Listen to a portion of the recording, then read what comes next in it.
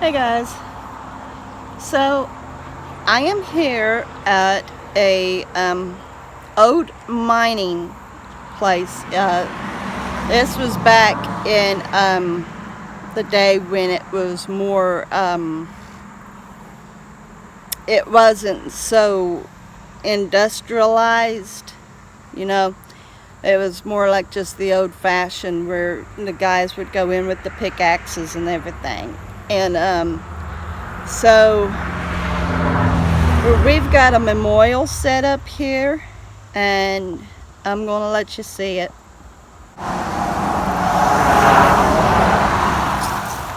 And there, it was a disaster here. And you can see there on January 18th, 1951 at 11:51 a.m. a gas explosion at the Burning Springs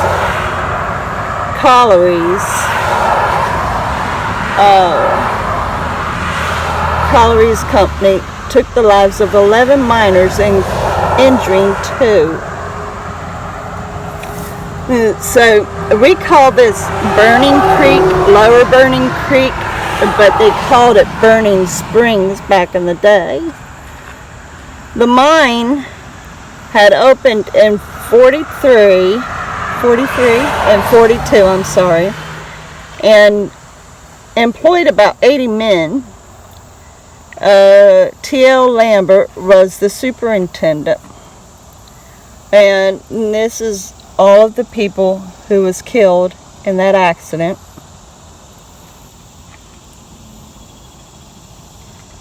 And here's their age and where they came from.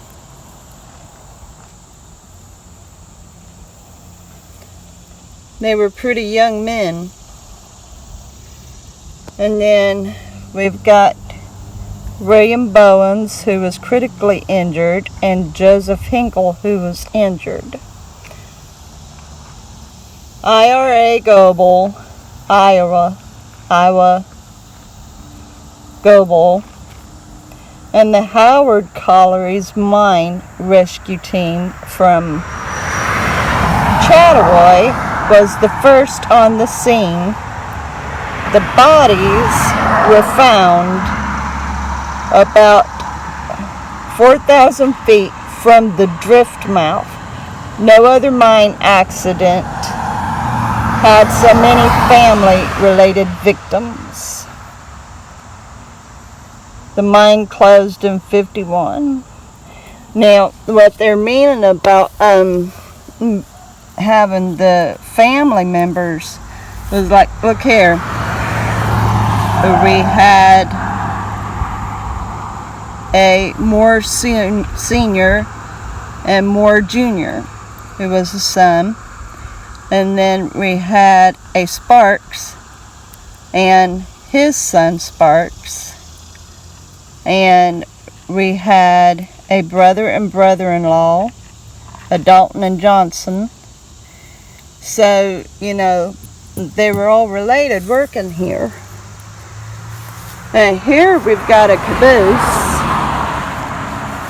And I want to show you this here. Now, it looks like a forked tree that had been cut down. And it looks like it could be fossilized, but then I'm not sure if any of you could possibly tell me when a tree becomes petrified, does it also form crystals? Because this has got crystals on it. I'm thinking this more or less is just a rock formation. Does look like a 2-tree trunk though. So over here is the mine entrance that had collapsed and killed those miners. Here's that caboose. It was built in 69. It has nothing to do with the mine.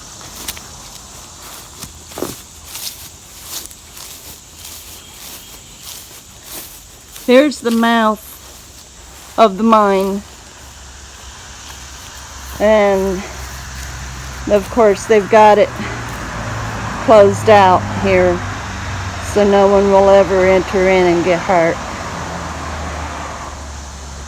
But it was 4,000 feet deep in there where it collapsed, where the explosion was. So yeah, it was a tragedy. And really sad. It's kind of haunting knowing about things like that. I've got an uncle and a cousin. The cousin was my uncle's son who was killed in mine, and my cousin was the same age as my uncle. They were both 33 when they were killed. So yeah, it's a tragedy. Anyway, I'm gonna get on. See you later.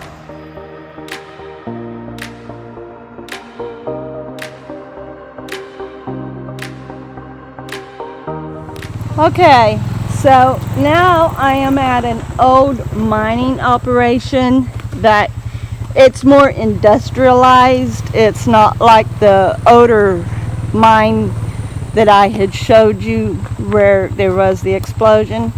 This one used more machines and stuff. So like here we've got a belt line. It ran through into these hoppers. These big old giant silos here. And like they're huge. I can't even like tire it like that. And we've got 3 of them here. And these 3 would hold coal. They would be so full. And they would store the coal in these until they would be removed later and hauled on tracks, like to the electric company in places. Here we've got a belt line that's from the top of the silos. And we've got running across this way into the mountain. And I would say it's easily probably close to 1,000 feet up or more. And we've got another hopper here, or another belt line that goes across into that mountain. Now on top of these mountains, there's like little dump places that coal trucks would haul the coal to, and they would dump them into those. It would put them onto these conveyors that would take it on to the silos, where it would be held for later storage until it would be held off, like through the belt there, and it would be loaded onto trains. They're huge buildings. Okay, here I've got a hopper, and this line went back into the mines. It would literally go back into the mines, and it would pull the coal out and bring it over to here and drop it into this hopper right here. It would drop it all in there from up there back in the mines. And a coal truck would pull underneath those beams, underneath that hopper, and it would fill that truck up. And then, like, we've also got this conveyor belt here, which I'm not quite sure, like, that might have been the excess. I'm not sure. But anyway, yeah, a truck would come over here, and it would drop into the coal truck, and then the truck would go on ahead and come on up here, and I'll take you to it. The trucks would come from that drive up here into this. So we're going to go over here and we're going to look down into it.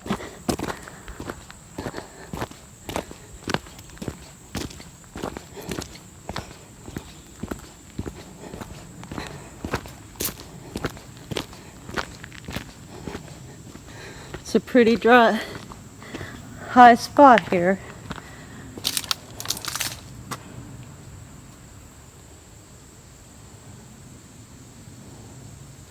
Goes down pretty far. And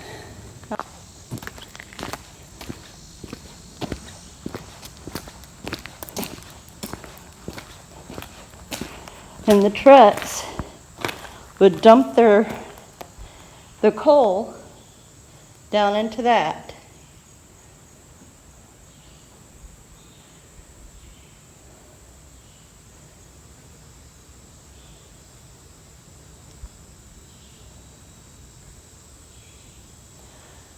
So the coal would go on down to those conveyor belts that ran on out to those silos that I showed you. And that's where they would be stored, the coal. It looks like the catwalk is good to be walked on. Normally I would take a chance, but I'm not going to, because I don't know how long this has not been operating. But down there, if you can see it, is the belt that the coal here went onto, and it looks like it went on to silo number 1. So there was several belt lines.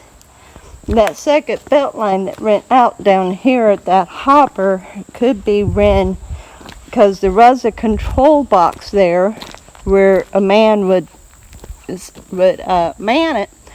And so, like, it could be that when the one silo was full, they would go on ahead and switch it so that it would drop down into that hopper into the truck to be brought up here to be put into the other silo. And then across the mountain, on the other mountain, is another operation, and that would be where that belt line is, and going into that very first hopper.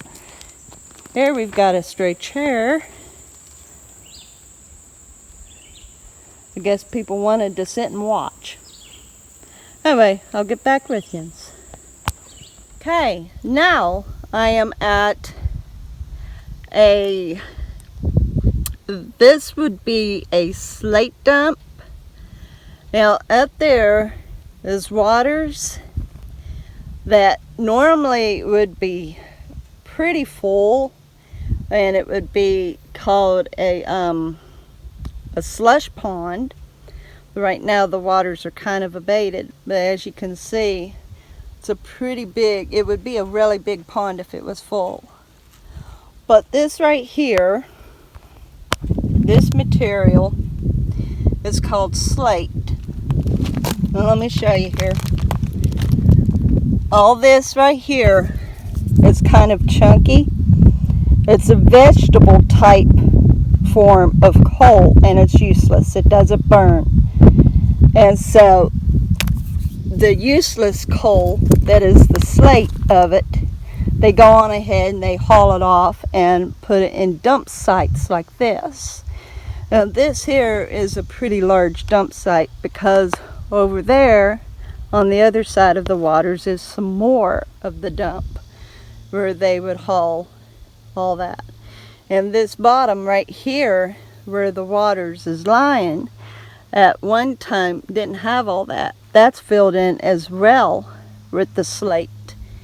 So let me go on ahead and take you over here to the other side of this, and I'll show you just how tall this dump site is. So here is great big, just the flat of it. And you can see it is huge, even out there.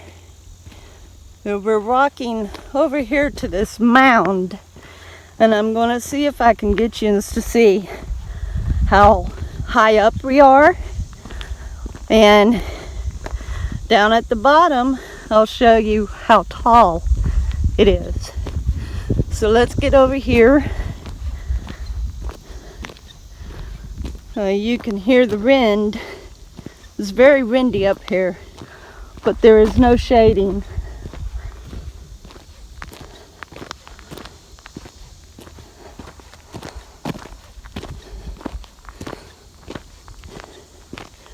The mining industry was a very huge system in the Appalachian Mountains.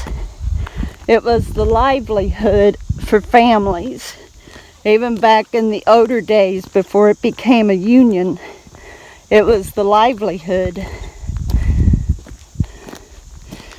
And even now, some mines still continue to operate, but not as many as there used to be. So here, you can see a little bit of the elevation. Goes down quite a ways there. And when I get down to the bottom, I'll show you just how high up it is. Okay, so on another part of the Slate Dump, apparently we are on an older part because now we have got trees and brush. So this one had probably been like the original start of the dump when the mines had started operating. And we've got such a beautiful view of some of the Appalachians out there. The greens and the blues and the grays, the hues are just beautiful, and you can see how hot it is out there with the haze coming up from the tops. And then we've got these beautiful clouds out here. The view is spectacular, being on top of almost like the world. Just gorgeous here. We're gonna go further out and see more of this older part of the dumps and see if we can see how high up it is.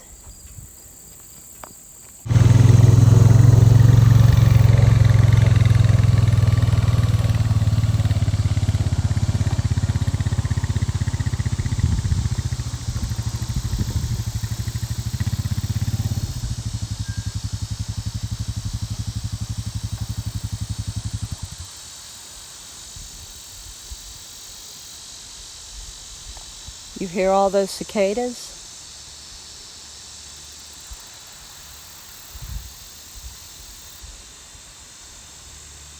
Also sounds like there's a creek or a river running down there. But you can hear all the cicadas, the crickets.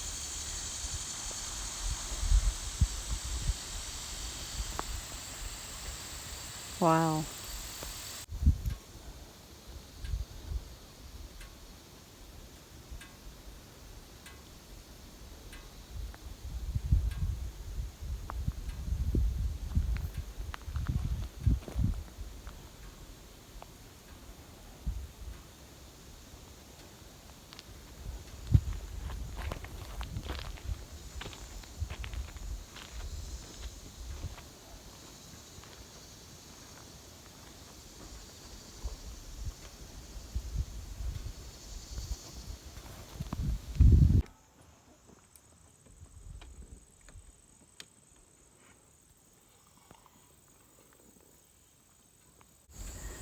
Okay, so down here at the bottom of this Slate Dump, this is just the first part right here and how huge it is.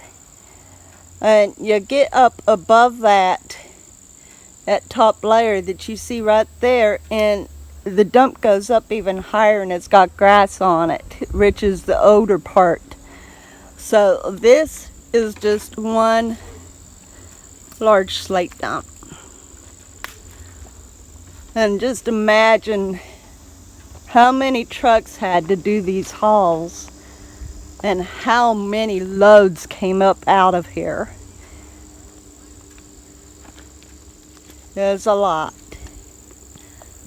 So there you have it. You got a little bit of an idea of how a coal mine's would had operated back in the older days when it was more industrialized, using equipment like the conveyor belts and the trucks and all that, and the slate dumps and stuff.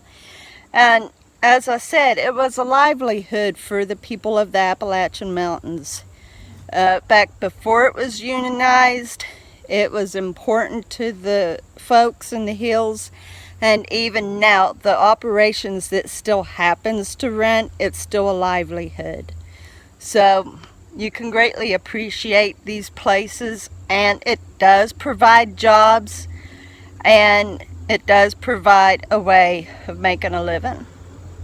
So, and it helps supply your electric. So anyway, I'm going to go on ahead and say goodbye. And I hope you enjoyed this video. And I'll see you on the next one. You all have a wonderful day. Bye.